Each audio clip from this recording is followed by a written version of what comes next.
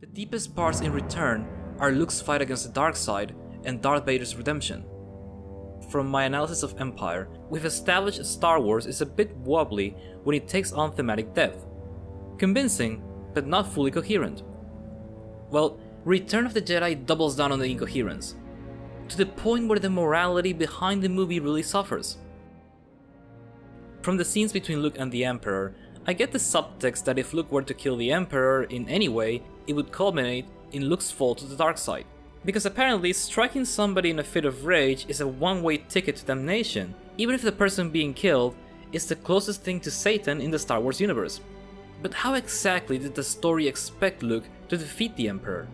Yoda warns Luke against aggression and anger, but how can you kill a foe and not be aggressive? Yoda also tells Luke he must confront Vader in order to become a Jedi.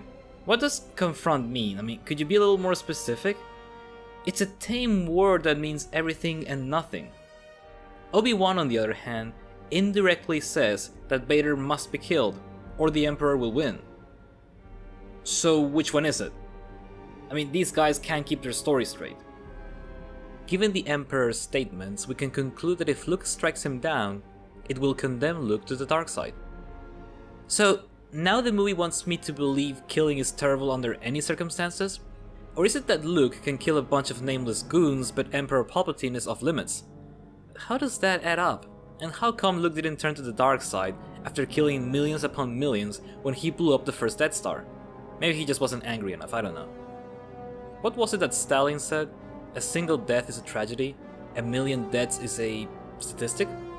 It seems most of the movie wants to avoid moral entanglements, but because Empire opened that Pandora's box, Return of the Jedi has to at least dip its toes in the water, even if the result is incoherent. I surmise that George Lucas craved for the simple days when Star Wars didn't tackle moral issues and it stuck to the simple formula of good guys versus bad guys. That's what Return of the Jedi is most of the time. So when it brings up issues of morality, it's like watching someone try on a suit that just won't fit them. There are no big emotional climaxes either. It's nice that Luke passes his final test and refuses to kill his own father, but it's not a transformative decision like Han returning to save Luke. So it lacks emotional punch. Luke's been repeating his desire not to kill Vader for most of the movie. So this is just a reaffirmation, another repetition. Is it admirable? Yes. Is it moving? Not that much. It's hard to be emotionally affected by something born out of repetition.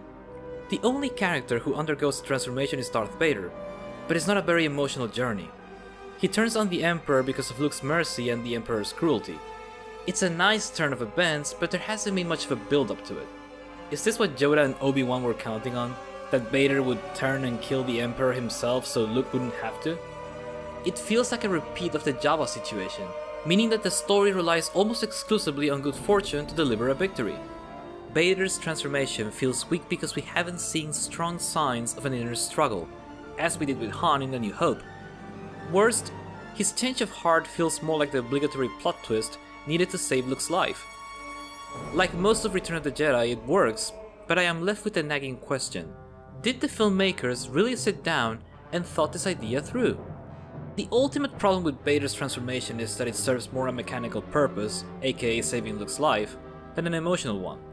The movies that follow, in the wake of Return of the Jedi, also try to balance deep issues with a fun space opera vibe. More intently than Return actually.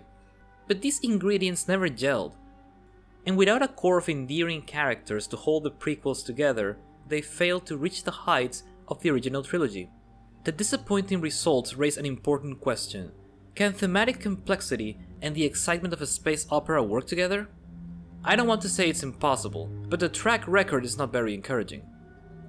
Even so, all it takes is one movie to break the pattern. Maybe one day we'll get it. Maybe we won't. Until then, we will have the original movies to keep on inspiring us. Thanks for watching. Don't forget to subscribe, hit the notification bell, and follow me on Facebook and Twitter to make extra sure you don't miss any of my videos. If you are able to support the channel on Patreon to help keep the lights on, that would be most welcome. Have a wonderful day and go write a great story.